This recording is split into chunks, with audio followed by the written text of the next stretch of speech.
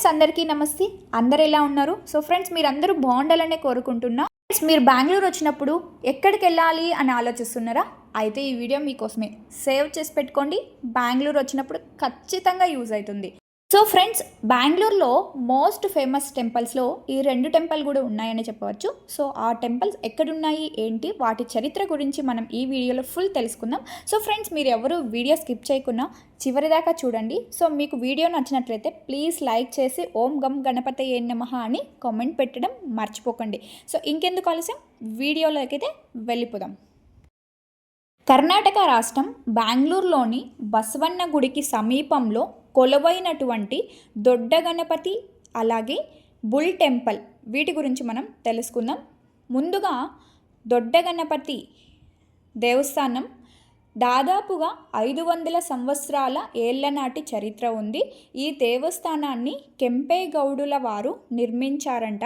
So friends ఇక్కడ గణపతి స్వాముల వారికి 2 పేర్లు అయితే ఉన్నాయి. ఒకటి శక్తి గణపతి అలాగే సత్య గణపతి అని 2 పేర్లతో పిలుస్తారంట.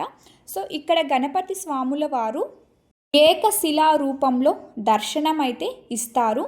సాక్షాత్తుగా గణపతి స్వామి నిజంగా మన కళ్ళ ముందుకి వచ్చినట్లుగా ఉంటారు. సో అంత బాగుంటారండి ఇక్కడ గణపతి స్వామి. ఇక్కడ స్వామివారు 18 అడుగుల ఎత్తు 16 అడుగుల వెడల్పుతో విగ్రహ రూపంలో మనకైతే దర్శనం ఇస్తారండి. ముఖ్యంగా ఇక్కడ స్వామివారికి ఎక్కువగా వెన్నతో అయితే అలంకరణ చేస్తారంట. ఇక్కడ వెన్నతో అలంకరణ అనేది చాలా ప్రత్యేకత ఉంటుందంట ఈ స్వామివారికి అయితే. ముఖ్యంగా ఇక్కడ ప్రతినిత్యము కూడా ఎంతో చక్కగా అభిషేకాలు జరుగుతూ ఉంటాయంట. పూజారి స్వాములు వారు కూడా చాలా అనుభవస్తులే ఇక్కడ మనకి కనిపిస్తారు. చూడండి అభిషేకం జరుగుతుంది మేము వెళ్ళినప్పుడు అయితే. సో చాలా బాగా చేశారు, మంచిగా రిసీవ్ చేసుకుంటారు. ఎవ్వరికి ఎటువంటి ఇది లేకుండా మంచిగా స్వామిని దర్శనం చేసుకోవడానికి అవకాశం కల్పిస్తారండి ఇక్కడ ఉన్న వాళ్ళు అయితే మనకి. అలాగే అక్కడ చుట్టుపక్కల ఎంతో ప్రశాంతకరమైన వాతావరణం ఉంటుంది. అలాగే గణపతి స్వామిని దర్శనం చేసుకొని బయట వచ్చిన వెంటనే మనకి సుబ్రహ్మణ్య స్వామి అలాగే నవగ్రహాలు రాగి చెట్టు దర్శనం చేసుకోవచ్చు. ఇక్కడ దర్శనం చేసుకున్న వెంటనే భక్తులైతే చాలా రద్దీగా ఉంటారండి ఎప్పుడు. అలాగే ఇక్కడ ముఖ్యంగా ఫేమస్ కడ్లేకాయ అంటే చెనిక్కాయల పరస జరుగుతుందండి. ప్రతి సంవత్సరం కూడా ఇక్కడ చెనిక్కాయల పరస అనేది నిర్వహిస్తారంట. ఇక్కడ అదే చాలా ఫేమస్ అంట. చూస్తున్నారు కదా మీరు వీడియోలో, భక్తులైతే చాలా రద్దీగా ఉంటారండి. సో మనం ఈ గణేష స్వామిని అలాగే దర్శనం చేసుకున్న వెంటనే చూస్తున్నారు కదండి వీడియోలో, ఇలా స్టెప్స్ ఎక్కుతూ పైకి వెళ్ళామంటే మనకి బుల్ టెంపుల్ అనేది కనిపిస్తుంది. జస్ట్ మనం అక్కడి నుంచి 5 మినిట్స్లో వాకబుల్ డిస్టెన్స్లో అయితే మనకి బుల్ టెంపుల్ ఉంటుంది ఫ్రెండ్స్. బుల్ టెంపుల్కి వెళ్ళే దారిలో అయితే మనకి ఒక మంచి పార్క్ అయితే కనిపిస్తుంది. ఇక్కడైతే కర్ణాటకలోని పురాతన కాలంలో ఉన్నటువంటి సంప్రదాయాలన్నీ ఈ పార్క్లో మనం చూడవచ్చు. అన్ని విగ్రహ రూపంలో చాలా అద్భుతంగా సృష్టించారు. పిల్లలు వెళ్ళారంటే నిజంగా మన సంప్రదాయాన్ని ఇంకొకసారి వాళ్ళకి గుర్తు చేసిన వాళ్ళం అయితే అవుతాము. సో ఫ్రెండ్స్ మీరు కూడా ఖచ్చితంగా ఒక్కసారి పిల్లల్ని తీసుకొని ఈ టెంపుల్కి విజిట్ చేయండి. వాళ్ళు కూడా చాలా హ్యాపీగా ఫీల్ అవుతారు.